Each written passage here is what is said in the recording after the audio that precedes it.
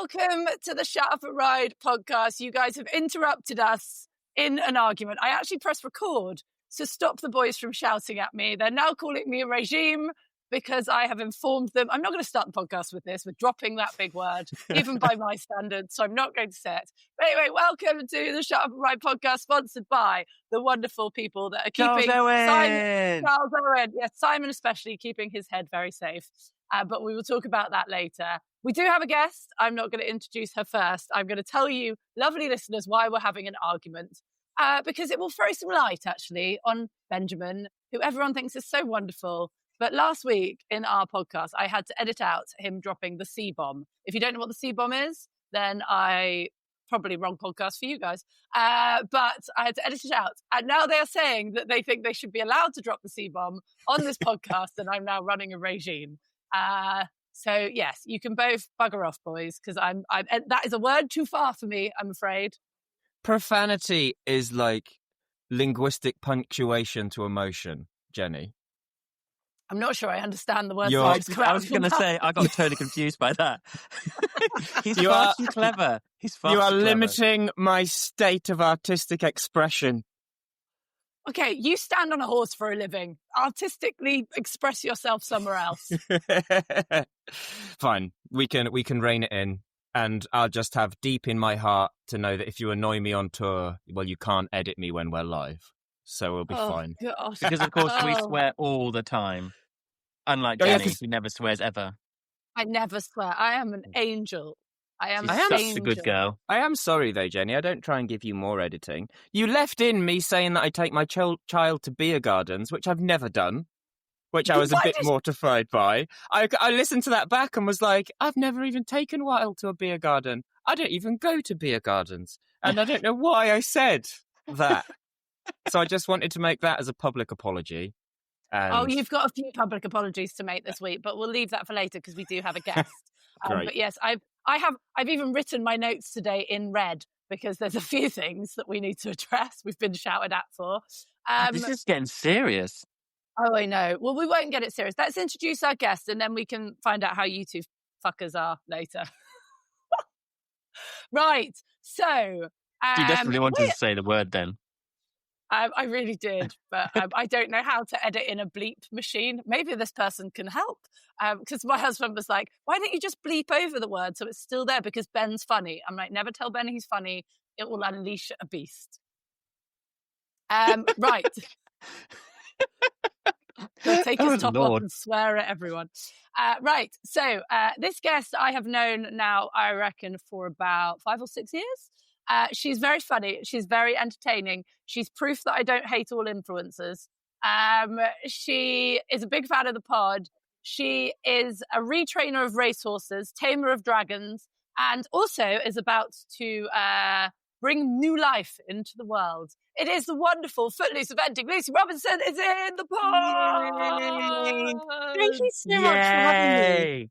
I am a big fan of this podcast. So I'm sure everyone starts by saying that, but when you asked me, I was like, absolutely would love to join you. So thank you very much for having me.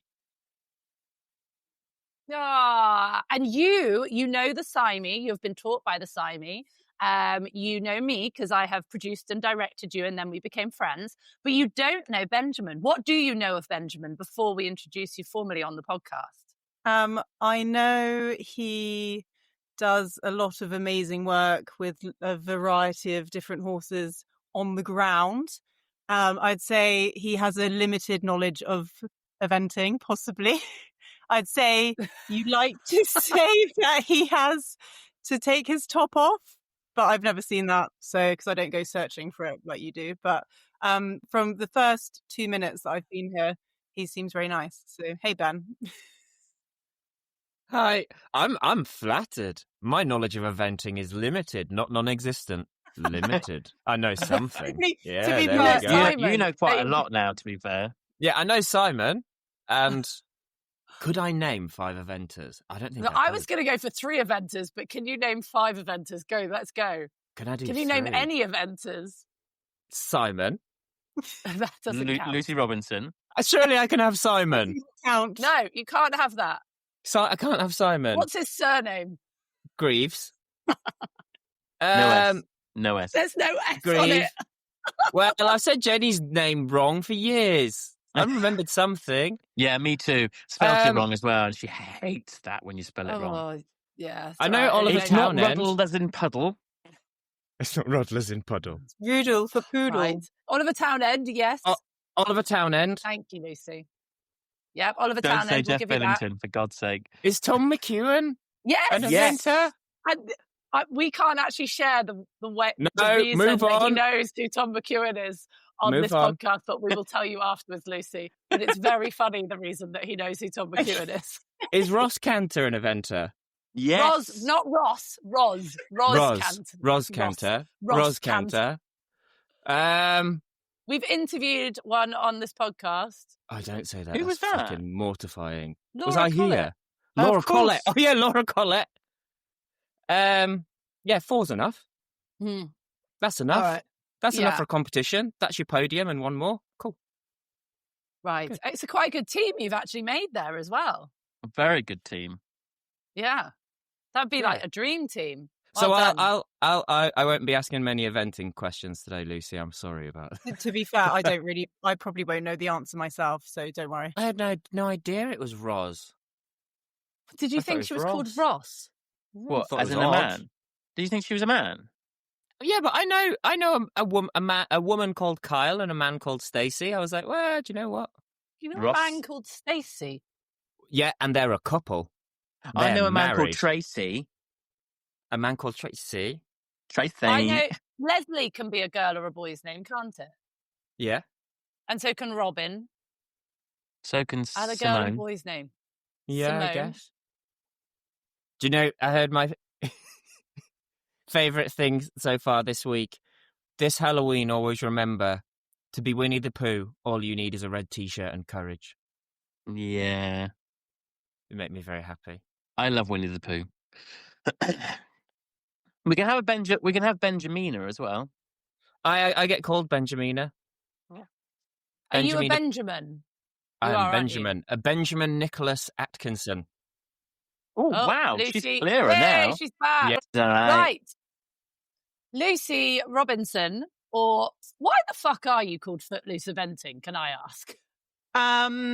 Because when I started eventing 10 years ago, I had the chance to ride someone else's horses, and he was called Andrew, and his yard was called Turpins. So I was Turpins Eventing. That was like my first Instagram handle for the horses back on the Blue Chip All-Star Academy days when we first met, Jenny. Yes. That was then. So I was Turpins Eventing, but everyone kept calling me Turnips Eventing. And I thought that didn't really have much of a vibe to it. So that's why I used to have a nickname, which was Footloose, from a boy that I fancied in like GCSE year. And he used to call me Loose Footloose. So I was like, well, Footloose, it's got double meaning. Footloose Eventing was born. So yeah, he doesn't know this. And also I obviously don't speak to him anymore. It was many, many years ago. So, but he is the reason for my brand. So there you go. And he doesn't even know it. No, he has no idea. I won't say his name. His first name is James, though. It's a good name. It's a good It's a name. good name. Son's name. It's a good- And congratulations, you are making a human as we speak. Like literally, isn't that crazy? As we speak, you are growing a human. It's actually crazy, and it's taken me quite a while to kind of realise it. I was just about to say, do you want to start that sentence again and I'll edit it out? It is stamping on my bladder. They. Yes, they, them pronouns. Okay. Sorry, Jenny's just had to do a very clever edit because I've said to the internet that I'm not doing the gender reveal, and I've just accidentally dropped the gender. So there might be a lot of editing throughout this. But yes, I am having a baby, and they are making themselves known. Oh, it's really this is going to be difficult to do. Making themselves known now because I can feel them quite a lot because I'm 33 weeks as of yesterday. So So I'm just going to shout something to my lovely husband, who's got a very lovely willy. Please, can I have a coffee? I just saw him in the background. If anyone listened to the last podcast, you'll know what that means. We've had lots of comments about Gregor's willy and his bum, to the point that one person has said, I'm coming on the tour in hopes that I get to see it. And I said, his bottom, she did not ask to see his willy. And I said, don't worry, I will bring a picture. And said lady, I think she's called Debs, said, don't worry, I'll bring my glasses. I love our listeners. They are excellent. But you are having it. Now, Lucy, I'm going to start this podcast with a bit of an intervention. I was listening to your YouTube video. I actually listened, guys. Look, me doing research. And I was listening to it. So obviously you filmed it last week. And at the end of the video, you said, I'm really excited because they're throwing me a baby shower in about a month's time. I'm not sure if anyone's told you how long pregnancy is, but I feel like this is something we need to address. I mean, does that mean will she have had the baby by then? Yes, quite possibly. But yes. So I hate to tell you this, but you need to book in that baby shower a bit earlier. No, don't freak me out. Don't freak me out. The baby shower is on the 15th of November, and that's when it is. And I will not have a baby by then because I haven't bought anything. I'm waiting to the baby shower to buy things so that I know what to get. So, Lucy, who's organised the baby shower? Justine and Jess have offered very, very kindly. So Justine is Justine Ward. You may or may not be familiar with her. Ben, who can only name Ross Cantor and Tom McEwen. Could you explain for Ben who the legend that is Justin? I'm calling now, man. We're doing really well today. Oh, this is terrible. It's 6 o'clock in the morning here. Who Justine is, because you're very close with her, aren't you? And she features a lot in your videos. But some people might be a bit like, who is this human in all your videos? Justine is, she has evented herself very successfully up to 5-star back in the day, kind of pre-children. She was third at Burley in 1995. There you go. Oh, it's in your eventing knowledge era, Simon. It is. Who was she riding? So I teach Justine, and I was slightly starstruck when I first taught her because she was an absolute legend back in the day. Yeah, she's still a legend, to be fair. She retains the status. And now she's having she's doing a big epic comeback. She's actually currently at Bicton. She's just on clear show jumping. What time she's gone clear show jumping. What time is she cross country? 3, I think. So very shortly. But yeah, so she's great. I first knew Justine when I moved to Norfolk, and I had another ex-racer at the time, and she was recommended to me as a trainer to help me. And since then, that was like 8 years ago, we've been really good friends, and I'm grateful that she's still my friend and helps me with Ember, etc. And an eventer throwing a baby shower, I feel like that could be quite funny. Like, I feel like you're going to get some very practical presents. You're going to get things like Anusol, like pads. You're wanting like cute baby clothes for said child, but I have a feeling you're just going to get like paracetamol and some Jaeger bombs or something. Yeah, let's not talk about Anusol. You have to get it. Are those standard baby shower presents? I always turn up with a bag. When I go to a baby shower, I take a bag of stuff you actually need when you're in the hospital, and your soul being one of them. And a packet of pull-up tenor ladies. You don't want those pads. You want the pull-up pants that you don't have to worry about. Have you not seen on Instagram, there's like a trend at the moment. Well, it's not really a trend. It's just my algorithm has changed dramatically since, going through this whole pregnancy thing. So I've got lots of kind of pregnancy related things. And it's the postpartum kind of panty sandwich, which people are creating, which starts with like the pair of disposable knickers and then like the most ginormous maternity pad, followed by like witch hazel spray, and then like foam, and then ice packs, and these are all like laid up into a sandwich. And then I guess put right on there. But yeah, it's a learning curve for me. I'm going to tell you this story because it wouldn't be a podcast unless I slagged off my husband. But I had my first son was what I called cut and sucked out, which is cut. What is it? Von Choose, the thing where they put the sucker on his head and pull him out, but then they make a slice so they can do that and pull him out. And then a couple of days later, and no one tells you quite how many stitches you're going to get. Don't worry, that bit doesn't hurt. Didn't even know they were stitching me up or doing any of that. You're in the throes of it all. No, you don't realise. No one told me that either, which was quite nice to know. But then when I was asleep and rolled over on my side, Gregor, in his sleep, kneed me in the stitches. Ooh. Ow. Yeah. Yeah. So just a word to the wise. Warn your partner that that is not okay, and to keep one's knees to oneself. I think I need a bigger bed in that case.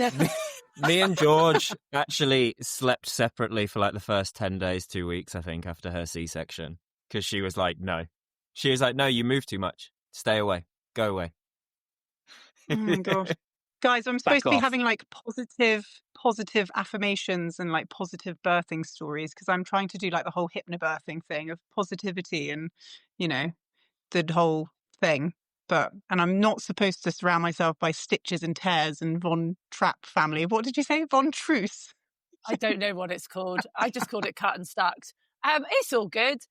Yeah, don't talk to me then. But my friend Jen, I should put you in contact with, because she did all of that with all three of hers, and she had lovely births. Lovely time of it. So we'll give you her number. I was very pregnant with Delilah, and Ross Cantor, I was filming with, and Ross, or Roz as we should call her, asked me about how giving birth and everything was, and I informed her of the awfulness of it all. And I think I went quite far with it because I was angry and very pregnant at the time, probably more so than I should have done. And a week later, she messaged me to tell me she was indeed pregnant herself and was trying to get nice birthing stories out of me. To be fair, I think it's good to have a range so you know what to potentially expect. It can't be all butterflies and sunshine and everything. Some gory bits too, but we'll see. A friend of mine was going to have a water birth, and they said that you have to bring your own sieve with you, so that you can clear the water if necessary of any wrongdoing. I didn't realise that was a thing. I'm speechless. Lucy, do you have a sieve in case of emergency? Just in case. I do have a sieve, but I use it for my broccoli and stuff. Pasta. So I don't really want to be not for number two. No, but I've said to Rob, like, I really don't want to do that in front of him, but I know it's a possibility because I do want a water birth. That's what I would like. But anyway, we'll see. But hopefully no sieving required, but yeah. It's worth it. It's amazing. Our little boy's 9 months now, and it's the best thing in the world. Oh, it is the best thing. I really enjoy the baby stage. Like, weirdly, now I have 2 fucking humans living in my life and my house, and I'm like, what? Where did you what? Whereas when they're babies, it's like having because like a horse or a dog or anything, you just have to work out what they want and tend to their needs. That's and the same, it's Jenny. And like having a baby's like that. Whereas when they can start talking, it's like, oh, okay, you have opinions now.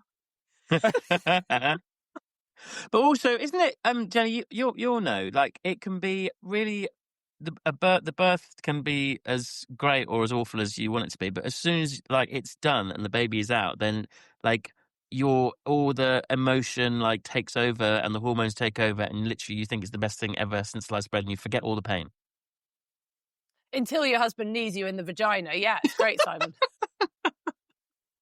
He can need you in the vagina. I mean, God. Oh, it's actually in the butt area because that's where the stitches are. No one tells you that bit. So one of the things about being pregnant is people offering you unwanted advice, but I'm going for it, Lucy. I'm going down that rabbit hole. I was a bit of a kind of fun Hitler and just didn't want anyone in my house for the first few weeks. Don't come around, don't visit, don't bring your children, because I may have just pushed one out, but I still don't like them. This sounds really odd.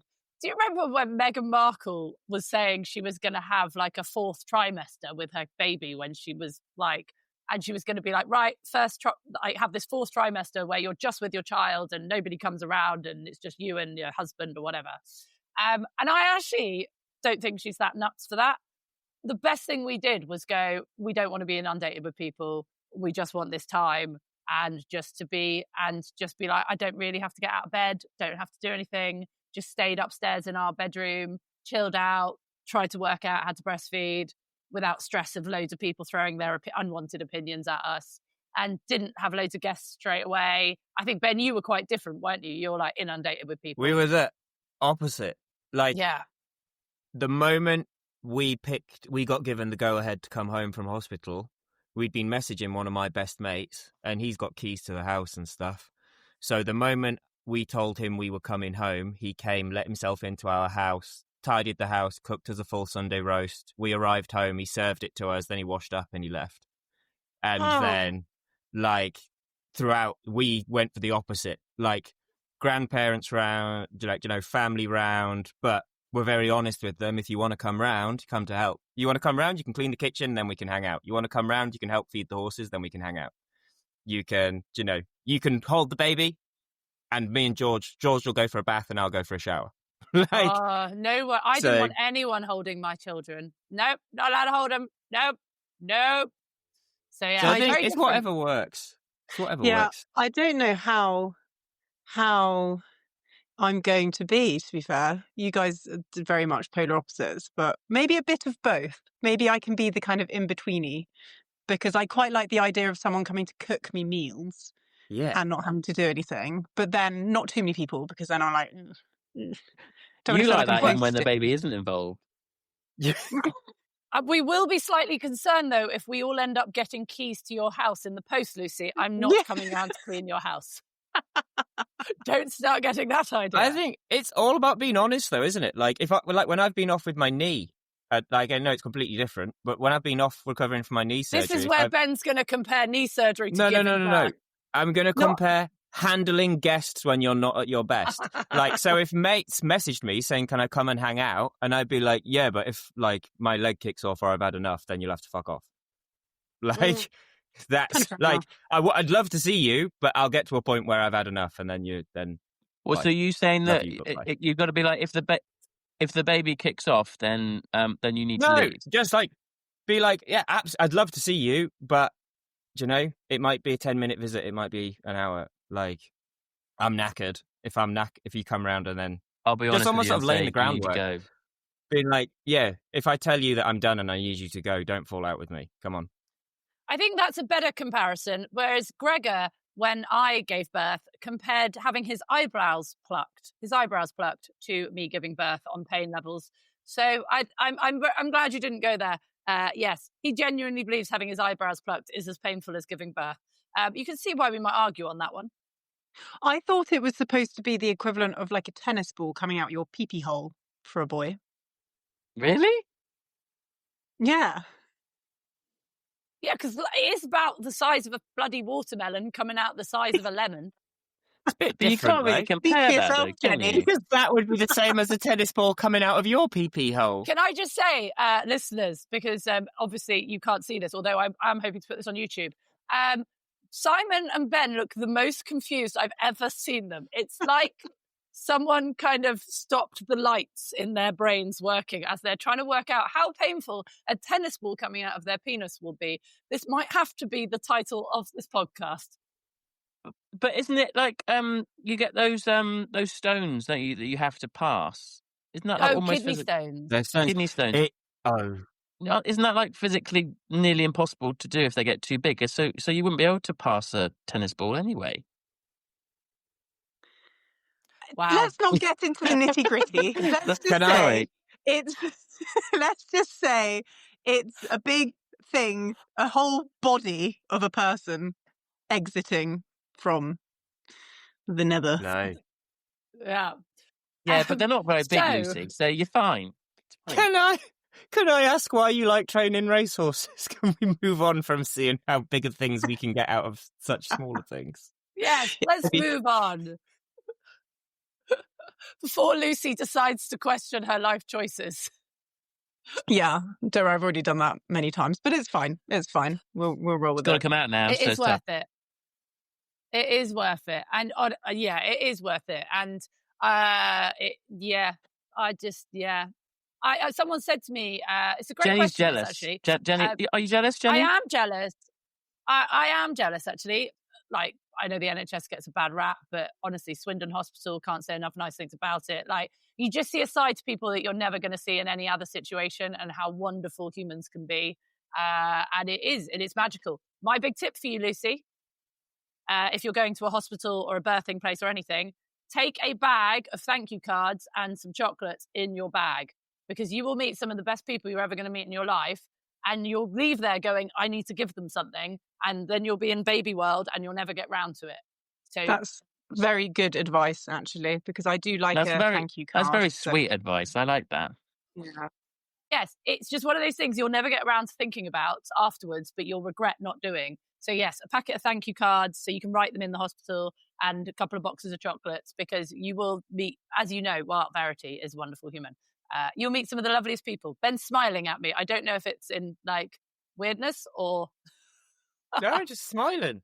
No, happy. But anyway, we'll probably get back to pregnancy at some point. But yes, how did you, Ember, who I have met, who you've kind of, I feel like with your social media and your YouTubing and everything that you do,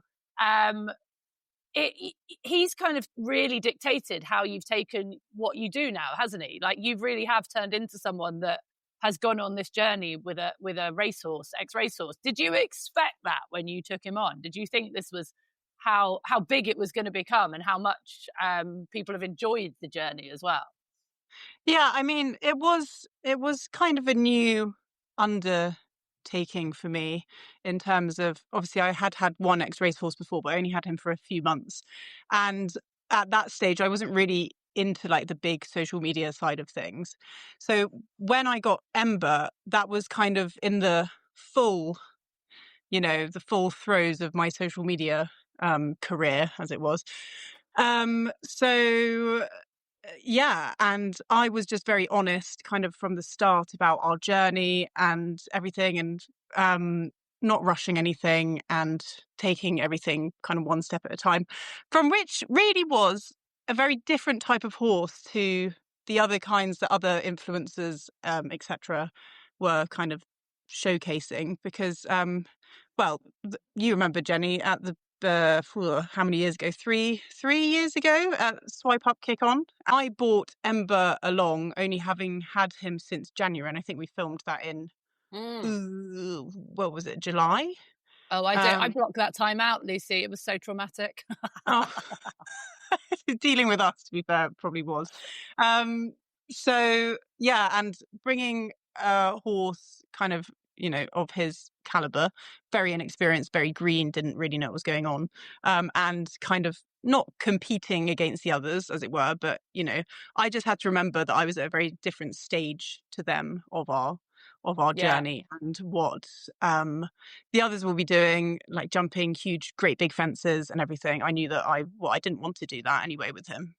So yeah, it's kind of like it's a labor of love with Ember, but it's been the most rewarding process, and obviously I've had a lot of support along the way, and it just has made me realize how fantastic and versatile thoroughbreds are, and just given me a whole new respect for them. But I've also tried to educate myself as best as possible on the kind of retraining side of things by, I did a charity race, the Magnolia Cup, which was, enabled me to actually ride proper racehorses in training, and actually, figure out the buttons so that I could understand more about Ember and how he works. So it's been really fun, and it still is fun. I mean, he's on holiday at the moment, enjoying himself. But yeah, it's been just great. And also, yeah, just really enjoyed it. What do you think sets Thoroughbred apart from all other horses? What makes them so much more special to you? Because they're just a bit wild. Well, Ember, not all of them aren't, but I just quite like something with a bit of personality. And I'm not saying that all other horses don't have a personality, but and I just like the idea that they've had this whole other career. And I'm not saying that the term retraining kind of sits a bit funny, but I'm not trying to unravel or say that the work that they've had in training before, I'm not trying to retrain them because they have been trained to ride. It should be like re-educating of racehorses, in my opinion, because you don't want to discredit the trainer. Yeah, so I've gone off on a bit of a tangent, but no, I think No. I mean, Ben is leaning in. He is. You are right up where Ben is very much enjoying what you're saying, and actually so am I. So you're saying yeah, I think you're re-educating. I mean, Ben, I'm going to let you leap in on that, but I just think that's one of the nicest phrases I've ever heard, actually. Yeah, I think because to care for racehorses at the end of their career is something that gets put in the spotlight a lot. And people want it to be in the spotlight because people want to know these racehorses are sort of, like you say, being re-skilled into new jobs. That I think, like you say, it makes it seem like they're in some way broken or defective, but they're not. They've been trained to do their job really, really well. In the same way that you would probably just as, the challenges you would have at taking a thoroughbred off the track and then asking them to go and do BD, BS, or, BE. But then if you took a professional Western reining or cutting horse and asked it to do those, you'd come up against a lot of the same, not different, but, still issues. So it's, yeah, to me, it makes perfect sense. And it's that idea of people getting their brains around the fact that racehorses aren't badly trained. They're really, really well trained for what you want to do. They're kind of, I would guess, and I'd be interested to know your view on this, but I guess the stark reality is that sadly, what they are trained to do impeccably isn't actually that conducive to a normal equestrian's lifestyle of what they want to do with their horse. Because I did see a rather marvellous video, can I say, that I absolutely loved, of the before and after of getting bolted with down the beach. that wasn't fun, to be fair. The second time looked fun. You were like, I'm going one-handed and everything. Yeah. No, it was fun. But that also, I think that was a funny video, actually, because that wasn't the first time I'd taken Ember to the beach, but it was the first time I kind of put myself in that situation where I was leading the canter and I thought, I'll just let the handbrake off a little bit. And then it turned out that actually I literally could not stop for the life of me. And it took me I was nearly in the next county before I could stop. So the reason why I was scared is because I don't like doing that on beaches, going flat out, because you do not know what the ground is, like the sand, the shifts in the sand. It's terrifying. And that's why, because in the comments, it's hilarious of that video. People are like, you should use the one rein stop. I'm like, I don't really think that's a good idea, going like flat out. And that's probably quite an American thing, possibly. Ben, you probably know more about one stop. Which, again, I'll quickly jump in there. One rein stop, again, brilliant tool if the horse is taught it. So most horses that are trained via natural horsemanship or Western styles of riding will be broken in, or I'm not allowed to say that anymore, am I? What am I meant to say? Educated in riding. Backed. Wearing a rope. Oh, it's one of those things that really annoys me. Backed and ridden like away. The same as people being like, you're a horse person, you're not a horseman. Oh, fuck off. But the idea is that they're trained in a rope. They would ride them in a halter, and you start on the floor by teaching them that you can lunge them, and then when you lift the inside hand and step towards the hindquarters, the bum goes out and the head goes in and they stop. So that then when you first ride them, you just ask them to go, and then when you're ready to stop, you open the inside hand, and the horse knows that that means to bend to a stop. So yeah, like if the horse is educated at it when it starts its education, it's a great tool. Otherwise, yeah, you'd have probably just done a spectacular flick-flack roll into the sand with your horse, which, yeah. Yeah, no one wants to be doing that. But yes, and then the kind of the fast forward on that was me just casually cantering along. Like that was actually probably a bit of a turning point, because I had struggled with the bitting of him. I won't go into it too much, but in terms of him, he's only 15-1 and like very petite, but he's a powerhouse. And that was one of the things I really liked about him, is he is powerful. But and I've really stripped everything back now, and I'm trying to do everything. I've actually looked into the natural horsemanship thing, and I had big ideas before I got some of these terrible pregnancy symptoms, that over this time of me not riding, I would look into the kind of more groundwork things as our next step. And I probably will do that before I get back on That him. would be really You can helpful. sign up to BAM, Lucy, the Ben Atkinson method. Well, I mean, like, from my point of view as well, what I would say there is to make best use of your time while you're not with horses. I'd look more into the learning theory side of things than the tactics and methods side of things. So, like, less of, bend the horse like this in this situation, and more like the learning theory, because that's the thing that I think is with the racehorses. Like, that horse, like, it's not necessarily bolting like when they want to go in a bad way. It's that's what they've been taught the human is most happy with them when they do.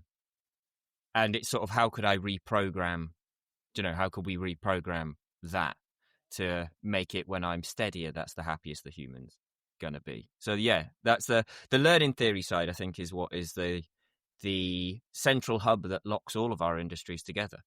Every aspect of equestrianism. Well, sign me up. He's very wise, isn't he, Yeah, everybody? He's very wise. Lucy, you're talking of before and after videos and retraining racehorses. Have you seen the video that is come out of Monica Spencer, an artist that was second at Maryland? Oh, you've put me on the spot now. Now I should say sorry. yes, of course I've seen it, but no, I don't think I have.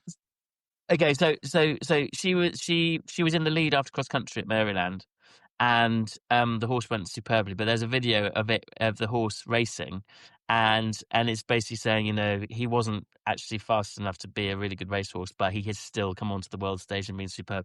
And it's such a cool video, and the horse looks amazing. She's just done such a fabulous job, and I'll try and find it and send it to you. But if anyone is listening, they should have a look, because it's really cool. Definitely send that to me.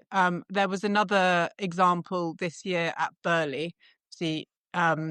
I think it was Tom Strawson with the 2,000 pounds ex-racehorse. Yeah. Who, oh my gosh, I watched his round, and it was a bit hairy at the beginning, the first kind of 1 to 6. I was like, oh gosh.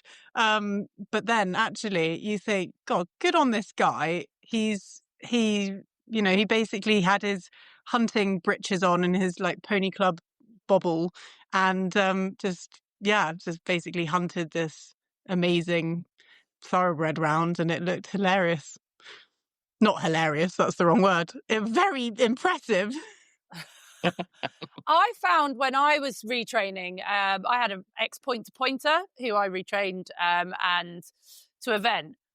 Things that you kind of, that he taught me, and I think that's where I love how you speak about Ember, is you're like, he's teaching you. Do you know what I mean? A lot of the times. Yeah. And like one of the things was going to events. So when he went racing, he would get off and just be gone, basically. Whereas at eventing, there's a lot of standing around, being tied to the lorry, having a hay net.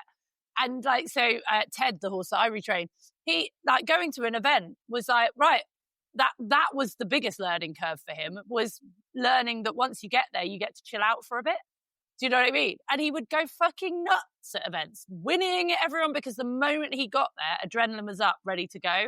That was, for me, one of the hardest things to, like you say, retrain or re-educate, or however you want to put it. But yeah, that was a hard thing, something that you don't expect. Because at home he was great. but suddenly you came to an event and it was like this fire-breathing dragon was unleashed within him. But like you say, but he's been told, Ben, that that's when humans are pleased with you. You get there, you get energy, and you go fast. That's why the dressage is always so much fun.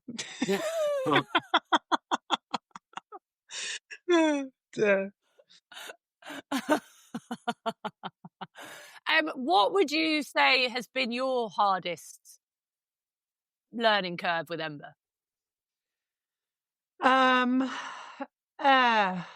We've had a lot of we've had a lot of curves. We've kept curving. When you think you've passed a curve, there's another one. So I'm kind of constantly learning. But I would say initially, probably the hardest thing was he was a bit nappy, and it was kind of overcoming that nappiness, and that.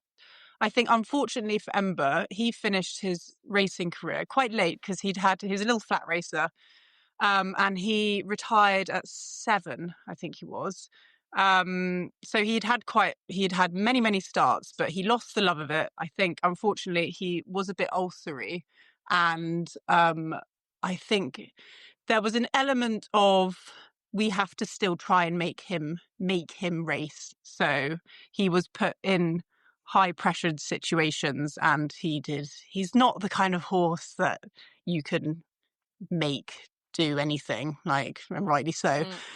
And that the napping stemmed back from that, I think, the past experiences. So it was trying to find a way to make him, or let him understand that what we're trying to do now, there's no pressure, it's all fun, it's chilled, and we can hopefully start enjoying it. And actually that was kind of the first initial stages, and it was very repetitive, but actually it worked in the long run, because now we don't have any, touch wood, problems with any napping.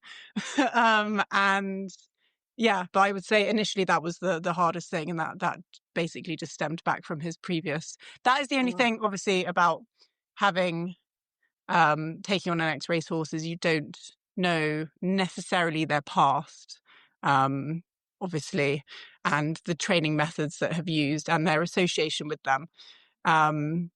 It's not all bad, obviously, but in some instances like that, I'm glad I've got Ember, basically, because I don't think a lot of other people would probably understand or take the time to understand him, and would probably resort to other things. Do you find that, as an influencer, that you have pressure on you?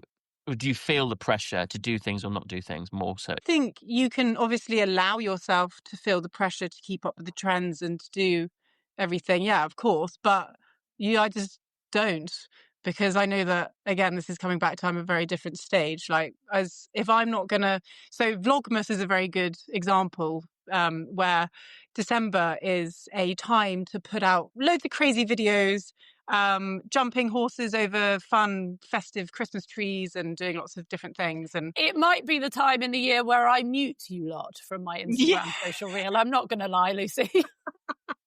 So things like that. And you're like, oh, well, maybe I should start jumping Christmas trees and doing things and blah, blah, blah. But actually, I've always been in the mindset that that's not going to help my horse in his journey at that time. So yeah, I'm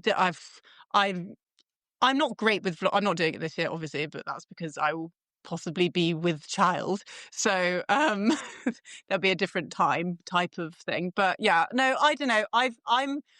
I do social media because I enjoy documenting what we're doing at the time. And if people find it interesting and want to watch, then absolutely love that.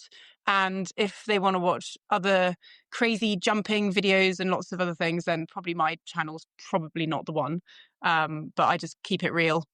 Try to, anyway. Like that. And I do get that impression from your channel. Ben, I am guessing with you, a lot of people come to you with the napping problem. A little bit. Like, people tend to come to me more for training to do what I do than like problem solving. Yeah. Which doesn't mean we don't do any problem solving, but that's more where my teaching is. And then, like, for me, with everything with napping, it's never like any issue like that. You never treat the symptom, treat the cause. So, like, they're either napping because they're buddy sour and want to get back to where they think life is better with their friends or in the field, or they're napping because they're scared of what's in front, or and it's like my big thing in those situations is trying to give guidance without escalating the amount of mental pressure the horse feels, because that's when we get into that sort of dog chasing its tail of making things worse. If every time the horse does something that we dislike, we escalate our pressure. And that doesn't necessarily mean tactile pressure of aids on the horse, but even just like mental pressure of how we interact with the horse. Then the horse starts to associate that the moment that they get scared on the hack, let's say, or when they pause when they're going to leave the yard, then the rider's going to, the rider actually becomes part of the thing that they're now becoming nervous of. So then it's just about trying to give the releases in the correct points and give guidance. So add information to the horse via your cues and signals when things aren't happening the way that you want them to, and remove your cues and signals when things, the slightest thing in that correct way. Because what you're trying to reprogram is the end goal. Make the best idea to the horse be the end goal that you desire. If that makes sense. I don't think I explained that one particularly simply. No, I think that did make sense. I just, putting it into practice. Can you come and give me a lesson? I think maybe we'll have to wait on that. I feel like you being growing a child and with me recovering from ACL surgery, we would be quite the pair trying to sort snapping horses out. Maybe not. Maybe next year. Well, that just sounds like a terrible sitcom, doesn't it? Lucy getting pregnant and you in a mobility scooter.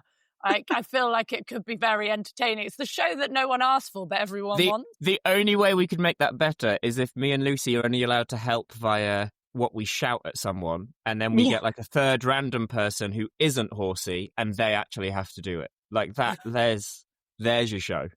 But no, the thing I find difficult with the ex-racehorses, and I'd love to know your opinion on this, it's getting them in the hands of the right people. You're obviously very capable. Like, what I come across is the people capable of helping them tend to want a different sort of horsepower.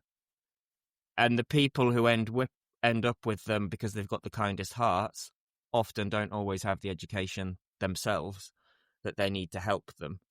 Is that sort of some, like, I don't even know what I'm asking you there, of like an opinion on it, any way of working around it, advice you give to anyone that really wants to help an ex-racer and maybe knows they need more education? Yeah, I think you're right. And I think one of the appealing things, probably as an outsider or maybe like someone not horsey, ex-racehorses, they're cheap. You can just get a thoroughbred off the track and it's cheap, and I can get this horse and then it can event and do all these things and I can do all these things with it. But it is really, it's the educating yourself over everything else, which I definitely wanted to make sure that I was capable, but hence why, looking into the industry itself and doing that side of things as well. But because I think it goes back to that sort of psychology thing, doesn't it, of you can't fill someone else from an empty cup. So, like, it's, if you want to help a horse in any situation, it's making sure that you've got the knowledge in you so that you can put it into the horse. You need a full cup. Yeah.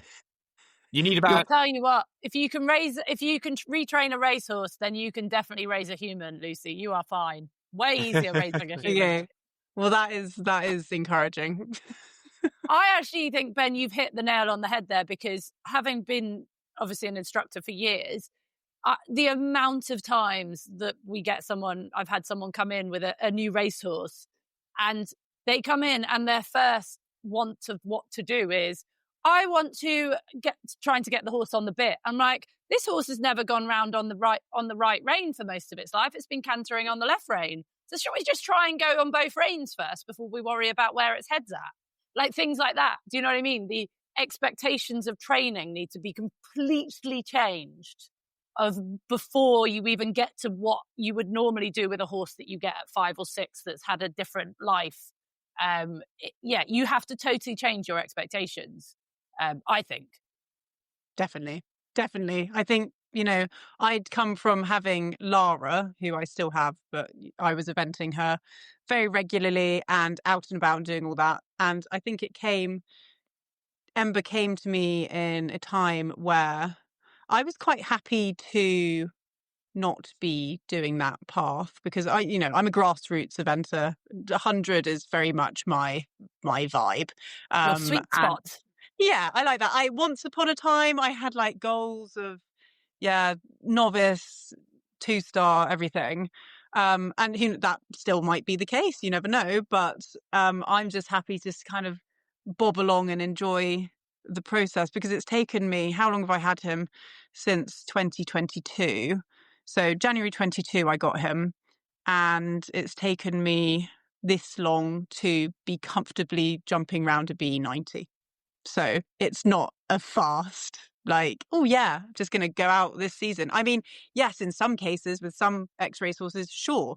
If you're quite lucky realistically, or if you want to go and do it kind of average. But I just want to be, without sounding cheesy, be the best that we can be. Can I chip in and say that, like, I think you could be a bit harsher with your language there. I think you were trying to be politically correct. Not if you can do it faster if you want to do it average. Nah, if you want to bodge it and not actually improve your ex-racer and just rag it round across country and an event, you probably can. If you want to do a good job, like, I loved it when you've pointed out it's taken me 3 years to take him from where we were getting bolted with down the beach to competing confidently over 90, 100.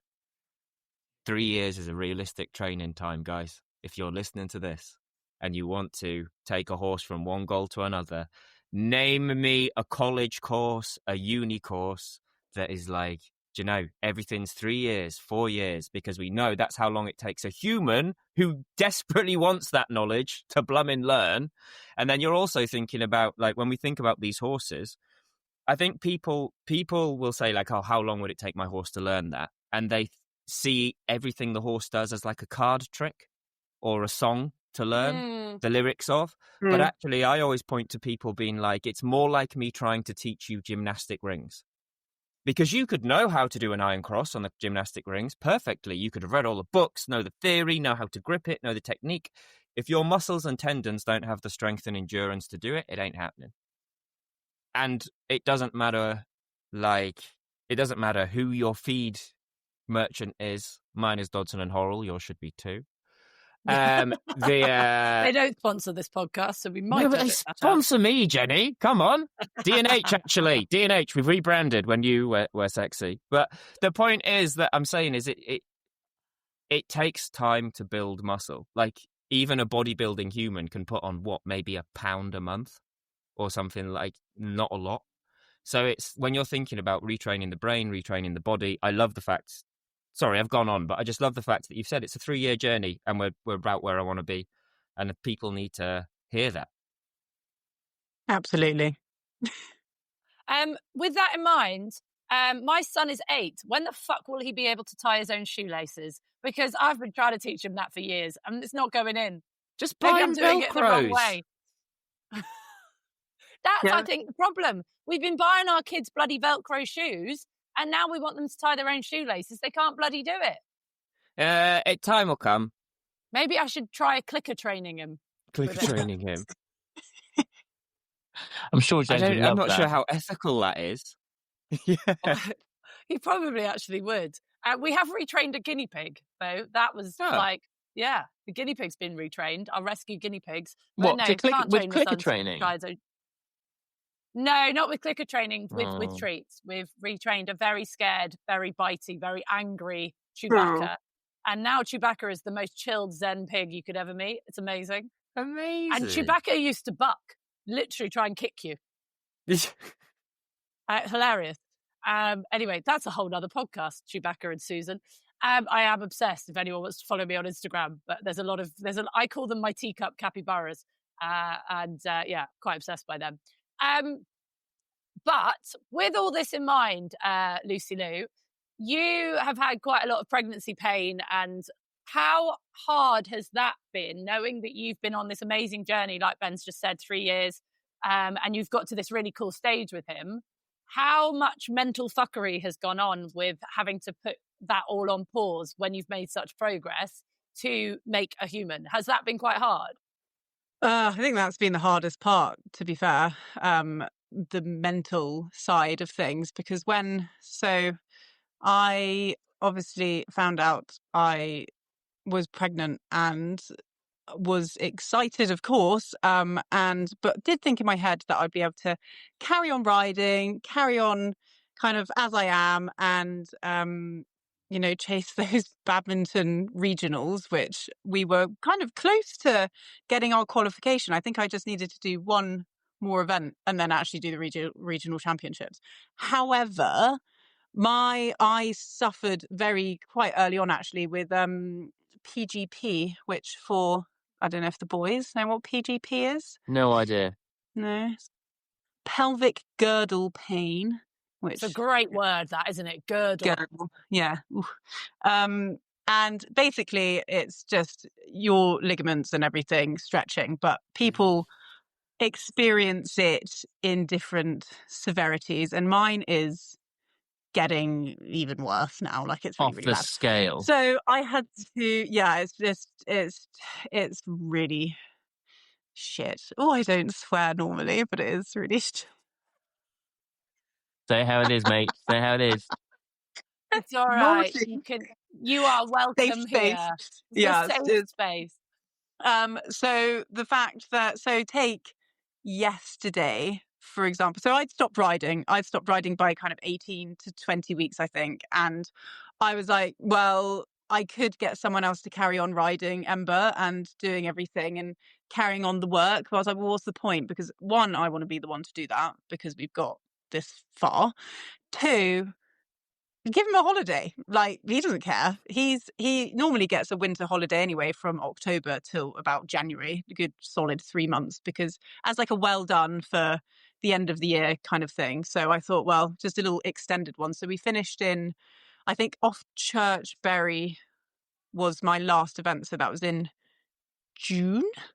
And then I've just been off the horse completely. And then, yeah, so yesterday I actually had, now don't think this is cringe because it's not a cringy thing. I had a maternity shoot with the horses and the dogs. But don't just get all the images out of your head of like the bare bump and the misty background. If you're wearing a fucking veil and nothing else with a horse in a picture, Lucy, we might have to question our friendship.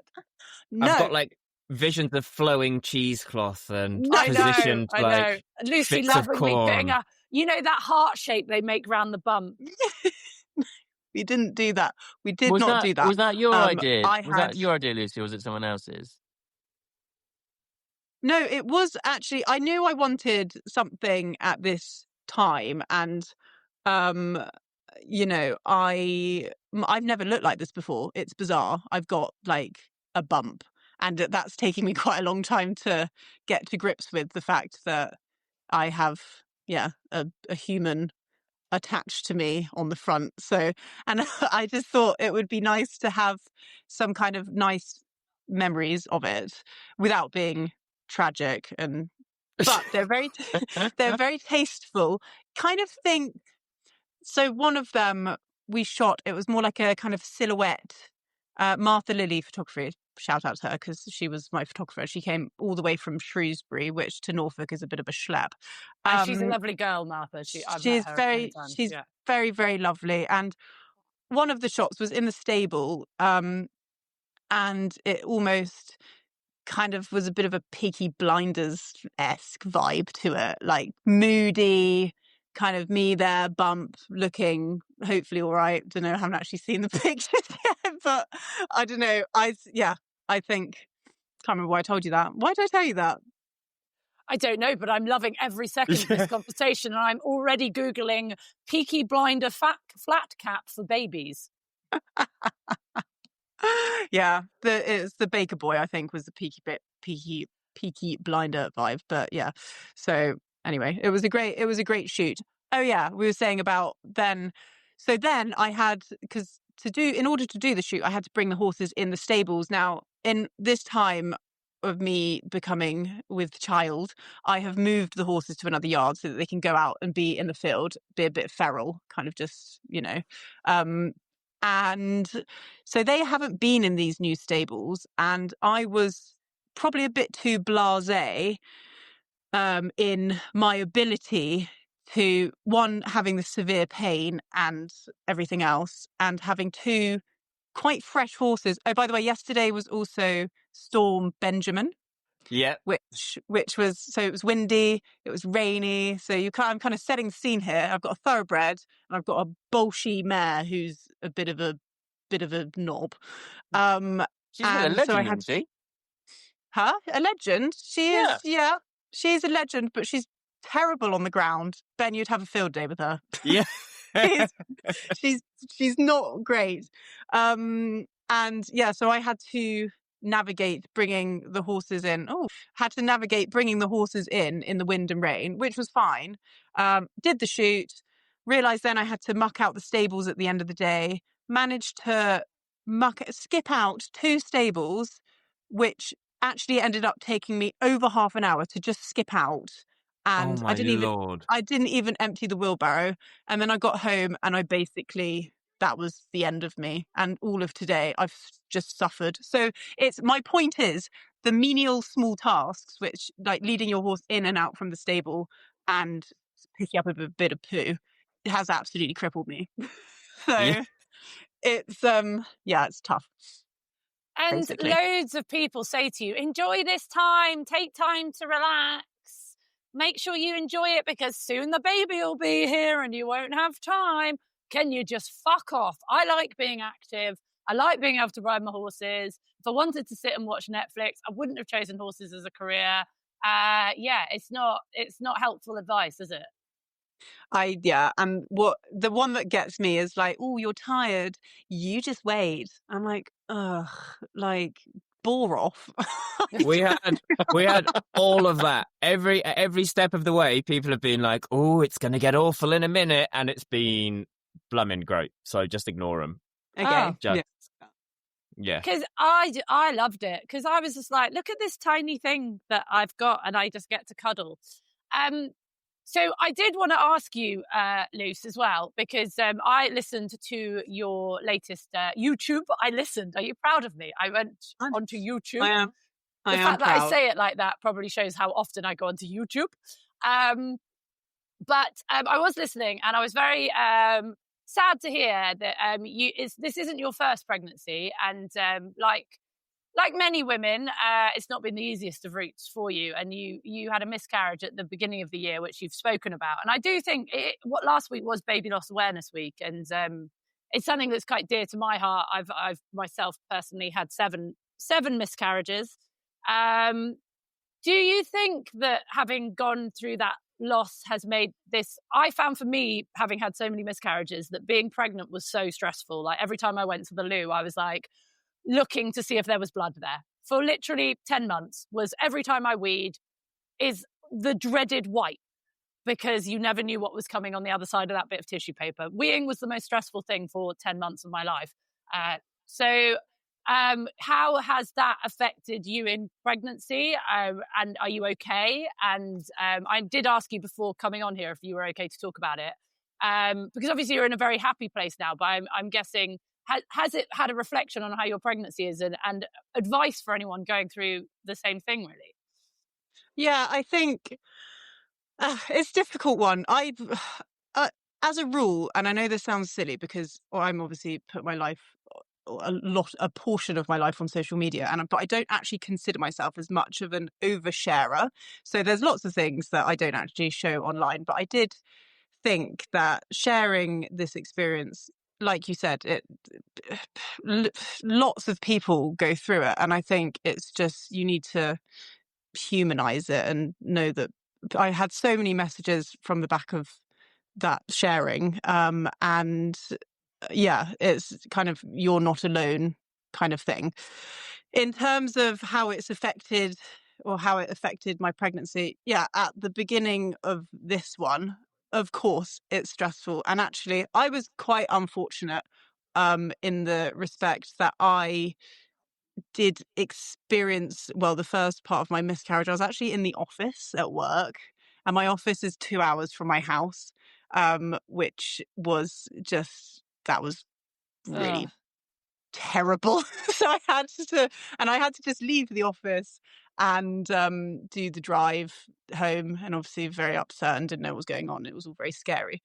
So then I would say with this pregnancy, then when I would go into the office, because I only do 1 day a week in the office, so the chances of it happening there was quite, probability wise, it was bad. So when I first went into the office, when I knew I was pregnant this time, I was, obviously there's the stress and then there's the, but I think as long as I had my partner Rob, he's incredibly supportive and just the kindest man. Simon can vouch for that. Absolutely, Because he is lovely. he's really carried me through. But he was, and my parents and everyone, my family and my friends, that was the support network that I needed. And then, I would say, obviously, it's not like it becomes easier, but you're just kind of at peace with the fact that that was just a part of your life and that happened. And I know people say, oh, it's so common, it can happen to blah, blah, blah. But you never think it's going to happen to you, do you? Because, it's just... But you did, it was so amazing how you dealt with it. And you obviously have got an incredible support network behind you. Because I remember when you were pregnant when we went to Africa, and she was like, "Oh, I'm not drinking," just because I fancied not drinking, and you were very good at kind of making people believe that it had nothing to do with the fact that you were up the duff. And then it happened, and it was just, you were so good about it and so strong about it, and I was so impressed. But that's your personality a little bit. You're very good at dealing with stuff like that. yeah, well, I mean, at the time I didn't want to share about it on Instagram, obviously, or YouTube, and I didn't post anything. And you see these reels and everything about people kind of going through it, and there's people cope with things in different ways, and mine was just, well, I would prefer to keep it more kind of to myself and more personal, and then the people that needed to know, they knew. And then we just kind of carried on, and that's probably why I waited so long as well to announce the pregnancy, to literally the bitter end, until I couldn't hide my bump anymore because I didn't want to announce it prematurely or anything. But then I realized that people would start to notice, why is she not riding her horse? Why are they doing this? Blah, blah, blah. And then people speculate. And that's the downside, again, of social media, is that the speculations, I don't care, to be fair, what people say about me. If there's any kind of negative, I'm like, I don't know you. I don't really care. So people can speculate and do whatever, because I never take anything to heart. I'm quite light-hearted about, and like whatever, blasé. It is one of those things, isn't it? You never know what. So you've had very big experiences of the website we shall not name, where they slag off famous people or people who are influencers, and we'll Facebook? Facebook. Yeah, we'll call it Voldemort's page, which I think are under investigation now, which is great. But I remember someone sending me a link on there to some of the horrible things people have said to me about me on there, and one of them was, I ran into Jenny Rudel at badminton. She doesn't look like she can have fun at a party. She just walked past me and just ignored me. It was someone I didn't even know, so I was never going to say hi. She looks so miserable. Now, at badminton, that horse trials they were talking about, I actually had a miscarriage. So I was making the highlights show for the whole of badminton that was going to air on TV. It was a big fucking deal for me, producing and presenting this show. And at 4:00 in the morning on the Sunday of the last day, I woke up and was miscarrying, and rang my camera guy and told him what was happening. No one obviously knew I was pregnant apart from a couple of people. And but I was like, I have to go in. This is such a big deal for me in my career, making this highlights show, because it was going on Horse and Country, but it was for badminton. I was like, I can't not show up on the final day. I was like, I'll try and be able to sort of get in by 11, obviously in a lot of pain.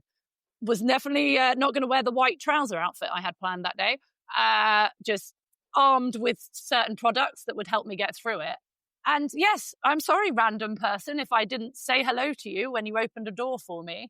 But you just never know what people are going through. Do you know what I mean? Yeah. And Yeah. because you don't tell people you're pregnant until about 12 weeks normally, you then can't tell people that you're having a miscarriage. So it's almost like this silent emotion and pain you're going through, because you then have to have the conversation, oh, I was pregnant, oh, and now I'm losing it. So it's like two conversations in one. And then you get the, oh, will you try again? Oh, I didn't realize you guys were trying for babies, blah, blah, blah. So it's a whole fucktard of conversations you have to have that you don't want to have because you've just lost your baby. But at the same time, you can't then explain to people why you're so sad. Yeah.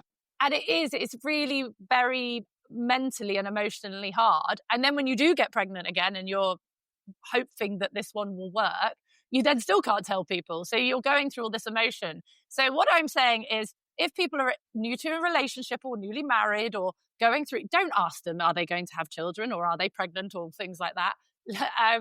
And just, be kind to everyone, because you just never know what people are going through emotionally. So yes, I'm just very proud of you for sharing it. And I just think it's because you will get lots of idiots like me asking you about it on podcasts. Sorry. No, I don't mind. I'm very happy to, if it helps other people, to share my experiences and within reason. I did do a video. I was away visiting my brother in America, and I did like a Q&A vlog. I asked Instagram, like, oh, does anyone have any questions that I can answer and do it in a vlog? And one of the questions, which just made me laugh and think, and I can see who this user was. They said, did Rob only propose to you because he got you pregnant? Oh, I remember that. And I was like, that's punchy. But I still answered the question in my own kind of way. I can't remember what I said, but you just have to sometimes think, these are, at the end of the day, these are strangers. And it's like, yes, I would care if my friend said that to me. I don't really care if I don't know, probably on the other side of the world, is saying that to me. But yeah, so it's quite funny. Oh dear. That's quite punchy. I would have replied with, yes, aren't I lucky? He's trapped now. Now I've got a nice ring. Ha ha. It is a good ring. Is it the ring you wanted? That's the question. It is the ring that I wanted. And he designed it, so he knew that I liked sapphires and sparkly things. So it's good stone. And yeah, he went to do it himself. I did think, look at this. I did think that if you look at it from like a distance, do you know Lord of the Rings, the like eye? Yeah. I think it looks a bit in the mountain. Do you know? What's that? Yes, I know exactly what you mean. Yeah. Right. Well, Lucy Lou, we have been talking for an hour and 19 minutes. Can you believe? And I know that everyone has to either get back to work or do things. I've got to take children to Pro D-Day camps because there's a day off in Canada. Yay. But we have to go round because Ben often goes off on a big long rant. So we need plenty of time for this. You can go first, last, in between, but we are going to ask you what has annoyed you this week. I am going to also say to Ben that we've had our first complaint, a proper one. In the last podcast, you talk about rope halters and someone saying about the fact that that someone said that they are not harsher than normal rope halters. And a few people have misconstrued that as into you saying that rope halters are cruel and should never be used. Is that what you were trying to say by your rant in the last episode? And can you clarify if rope halters are cruel or not to our audiences? Please, thank you very much, because I'm getting shouted at. Oh, I don't know how to start on this. Do I sue for peace or poke the bear? Oh, God. 9 times out of 10, I'll poke the bear. Lucy, I'll start. do not fucking encourage him. He needs no poking. I'll start by poking the bear. If you use a rope halter, and let's not just limit it to rope halters, if you use a rope halter, a big shank pelham, spurs, a whip, and when questioned about the validity of how or why you use it, it makes you feel defensive and scared or cross, you're probably using it wrong because you got something to feel defensive or scared or cross about. Because it makes you think, I'm not doing anything very nice to my horse with this thing. If the reality of that gets to you, that's a conversation between you and you. That's the first thing. I use rope halters. They're fine. I ride some of my horses completely tackless. I ride some of my dressage horses in a double bridle. I ride my youngsters in a rope halter. I train all my Liberty horses in a standard leather head collar. The equipment on the horse's head is as harsh as the human on the end of the rein or the rope. My issue is, let's take another aspect of the equestrian world. Let's say that everybody who turned up, and I know I'm going to twist the dressage rules here a little bit, because I know this couldn't happen. I assume this couldn't happen. I hope this can't happen. I don't know the rules enough to know. Haha, let's find out. Name 5 dressage riders. Go. But I'm joking. I could probably do that one. But anyway, if people turned up to ride their first novice or prelim in an ungodly double bridle with a big shank and a this and a that, you'd be like, whoa, whoa, whoa, whoa, whoa, whoa, whoa, whoa, whoa. Let's learn to keep our hands still with a nice egg butt. And then when you know where your hands and your legs are while you're moving, and we can do our up-downs without making our hands go up-down, then maybe we can look at some more intricate bits and stuff to help us add more intricacy to our work. I was always taught that my pelham rein is the artist's finest brush. It's not the emergency brake. It's for tweaks that cannot be done with the other bit. Rope halters have become a fashion statement and a fashion symbol. You want to look cool. You watched Yellowstone or you watched Heartland, so now you want to put Bob the Cob in a rope halter. Just don't forget that their existence, they are designed to apply more pressure, more discomfort to a horse's head than a standard head collar. Like that isn't up for debate in any way, shape or form. Simplest way to prove that, if you own a rope halter and you own a standard head collar, go and tie them both, go fasten them both off the pole strap to the top of a beam, like a stable crossbar or something, and go and hang off each of them. And the rope halter will cut into your fingers more than a standard head collar. That's just a fact. I thought they were kinder. No, are they toss? So if you imagine... I don't have one, but I thought, I was like, oh, they're like hippie no. head collars. And this is the issue. Like, they're... Like, if you imagine, the larger surface area, the less it's going to hurt. Like, the less it's going to dig into you. The narrower it is. Like, so this is where my issue comes with it. Because people just, if you have such bad control of your horse on the floor that you need it in a rope halter so that when it tries to run off, that's the only way you can keep it with you, that is fine. But just don't pretend. Like, and then we can go the other way. Like, loads of people in America, like my mates who live out on ranches, like in the middle of nowhere. Yeah, rope halter's great because it will never break. No matter how hard the horse pulls backwards, it will not break. And you can make one out of a bit of rope. Like, that's where their origin is. But then that comes into me as well. Like, when a horse is hard tied, if a horse is tied up in a rope halter, like, the good thing about a standard European head collar is if a horse freaks out and pulls back, it'll fall to pieces. We will preserve the spine, but have to catch the horse. In a rope halter, if a horse pulls back, they can do all sorts of damage to themselves. Do I use rope halters? Yes, just carefully. And I think that's the thing. Well, my issue, and I know that you said before, Jenny, the lady went on about people like Warwick and Tristan. That's Warwick Schiller and Tristan Tucker, TRT. Like we didn't know who they were as well. I've worked with Tristan and Warwick. So just to clarify, we have heard of those guys. I have met Tristan Tucker. I have a very funny Tristan Tucker story, but I'm not sure I can share it on the podcast. It's not even that exciting, but I don't know him, so I don't share. I don't think I can share a funny thing about him. Warwick, I know really well, and me and Warwick, Warwick's a big fan of him. I'm not that much of a big fan of him. It doesn't matter. So yeah, whoever you are, like, it's a strange hill to die on. Like, they apply more pressure to a horse's head. If I wanted to put it in a scientific thing, if we applied identically the same amount of pressure downwards on a rope, on a standard head collar on a rope halter, the rope halter would put more pressure through to the horse's head. There you go. Now do you see why I needed to allow time for the what's annoyed you this week, Lucy? Yeah.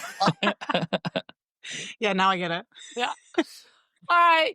That was only 7 minutes. Yeah. You're so wise. You're so wise. Benjamin, what has annoyed you this week? Or is that what's annoyed you? Me telling you we've had complaints? There's probably more things that have annoyed me this week. I'll go for a short, funny one. I accidentally drove to the gym this morning. Well, I drove to the gym on purpose to do my physio. And when I got out at the gym, I was still wearing my leopard print fluffy Crocs. Oh, I hadn't no. put my trainers on. So I had to do my physio and gym session this morning in my leopard print fluffy Crocs. And also, I've got my streams band on, my human streams, Equistreams band on for my healing. And 3 separate people in the last week have asked me why I'm on tag when they've seen me at the gym. You're on day release. Excellent. Yeah. So that's where I'm at this week. I know I have asked Matt if I can have a wristband. I know, like, I'm going to wear my ankle one at night, but just so when I'm traveling, it doesn't look like I'm on day release. But yes, excellent. Can we have photos of Crocs, please? I really want to see them now. They've been in most of my Facebook pictures that I've posted recently. I've pretty much worn them when I've been... All those pictures of me in my mobility scooter or working my horses recently, I'm wearing them. Because I zoom in on what your footwear is when I'm on social media. Yes, Ben. Yeah, well. That's something you should keep between you and your internet service provider. Yeah. Mr. Grieve, what's annoyed you this week? Well, this little session just now has annoyed me a little bit because my phone just kept on conking in and out and round and about, and then my phone's running out of battery, so then I'm having to find somewhere to go and plug myself in, and I'm just like, for goodness Mine's sake, running this out is of really battery. pissing me off. So that's kind of annoyed me, and I've been to an event in France last week, and I suppose the other thing that annoyed me was there are a few things that annoyed me actually that week, but I'll go with the fact that my French isn't good enough. Simon, merde. I just want to be able to speak French properly to people and have a proper conversation. And I just was, it came to a bit of a head when I was on the plane. So I was on row 5 in the middle seat. There were 3 seats. And I was like, oh, this is great. So like, I'll be here on my own. Cause I was like one of the last ones to come on. I was like, oh, that's great. I'll be here on my own. So that's cool. And then this family came in and there was a little girl who was probably 4 or 5. And then her sister must have been 6 or 7. And the one of the little girls pointed at it with a seat that was by the window, and she's like, so she obviously sat next to me there. And then the really little one, the really young one, sat on the aisle seat, and they were both French. And then their mum came by and she said, "Oh, hello, this is their first time ever flying." Oh God! And then they fucked off to the back of the plane. No. So I was left with these 2 little girls who don't speak any English at all, and I was trying really hard to reassure them and make sure that they're okay in my franglais. And yeah, I really wanted to be able to speak proper French then, but I couldn't. I love that. That's so French, isn't it? We'll just leave with a man we've never seen before. Never Our seen 2 before in their daughters, entire lives. Could be any kind of danger. weirdo. Yeah. No, I'm sorry. That's not French. That's just like... That's not okay. Can we say that that's not okay? That's not okay. I would have asked to swap the other with thing, you. like, so she's like, "Oh, this is their first time ever flying," and I was like, "Oh, great!" And then like I say, they pissed off the back of the plane, and then we took off, and it was all fine. Not a single time did they come down to check whether their kids were okay. They literally just left them the entire time with me. And I was like, "Oh, vous voulez un boisson, or do you want a drink, or do you want anything to eat?" And they're like, "No." They look absolutely terrified. I'm like, oh, Jesus. And of course, I would have bought them a drink if they wanted one. That is so much to unpack in that conversation. What? Lucy, that is not the parent you're allowed to be. Don't get ideas. I Well, won't you do say that. that. Like, it'll make them really independent, won't it? Or in therapy. One or the other. Yeah. Yeah. Oh, no, I was sitting next to this very scary man. He was terrifying.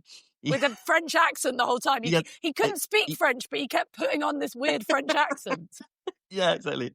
Oh, would you like a drink or would you like something to eat? I understand what he's talking about. And he kept getting louder and louder, but we didn't know why. I am traumatized by this. I've got some anxiety going on. Reflux has They just were kicked they in were with very, that very conversation. brave, to be fair. Because, like, they were really brave. I'd have wanted police landing wherever you landed in England. I'd have been like, this is why we had 100 years war. Blemmin, lock them up. This is wrong. Crikey. Says the man who's raising his child in a beer garden, according to the last podcast. Well, it's better than a crack house, isn't it? Start. First of all, and before we ask you, Simon, I think we'll do another podcast on recent events and what we guys have been up to. But can we just ask for the fans, how is Miracle after you guys had an involuntary dismount in the Lyon? We have obviously chatted a lot off this podcast to make sure you and the wee man are okay. But are you okay? And are Miracle okay? Yeah, we're both fine. We're both fine. I'm still quite sore, to be honest. It was quite a heavy one, and it was very heavy for him too. But he looks fantastic, actually. I'm very pleasantly relieved, and yeah, no, he's good. He's very good.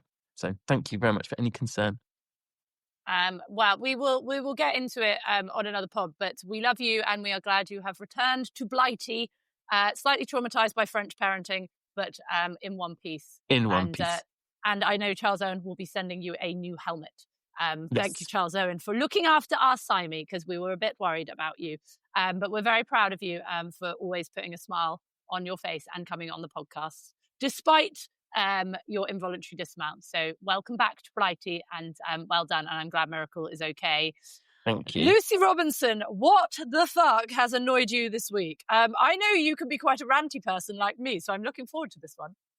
I wouldn't get your hopes up, Jenny, because I mean, I think I've done very little in terms of, actually things that could annoy me. So, but I would possibly say, aside from heartburn, because that's really annoying, like that's actually really annoying, and leg cramps, random leg cramps in the middle of the night that just absolutely feel like your calf is being ripped off. Did you ever get that? Oh my goodness. I get that when I'm hungover. Can you supplement potassium pregnant? I don't know. Yeah, I think so. I think you suffer from anything. That would help. Would it help? Okay, I just need anything. Because, you've had a long day of waddling around being pregnant, and then you get into bed thinking, I'm just gonna have a nice stretch. And then you stretch and your leg goes twang, and it just completely screws you over. So that has annoyed me. But also what has annoyed me, and the only horsey thing that could annoy me, and it's so menial, but it's quite annoying, is acorns. They're really annoying. Yeah, they are really annoying. Good one. Acorns are so annoying. And the fact that my horses love them. They love them so much. So I've had to put electric fencing round all the oak trees, and there's like 4 in the field that they're in, which is unfortunate, but it is what it is. And then also, then having to waddle around moving the battery from one fence to another fence so that they don't learn that one fence. Anyway, it's very boring, but acorns are a pain in the butthole, especially people who might not know, acorns are poisonous to everyone except for squirrels. Kevin the squirrel is fine.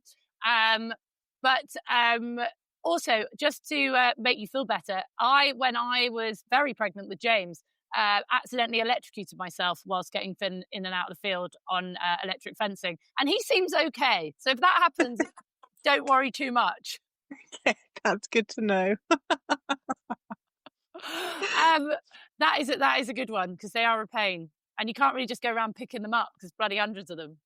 Well, I did say to Justine, I was like struggling for vlog ideas, and I floated an idea past her. I was like, well, what about if, I'm tidying up the fields and raking up acorns. She was like, Lucy, if you're vlogging about raking up acorns, like, you need to just rethink everything.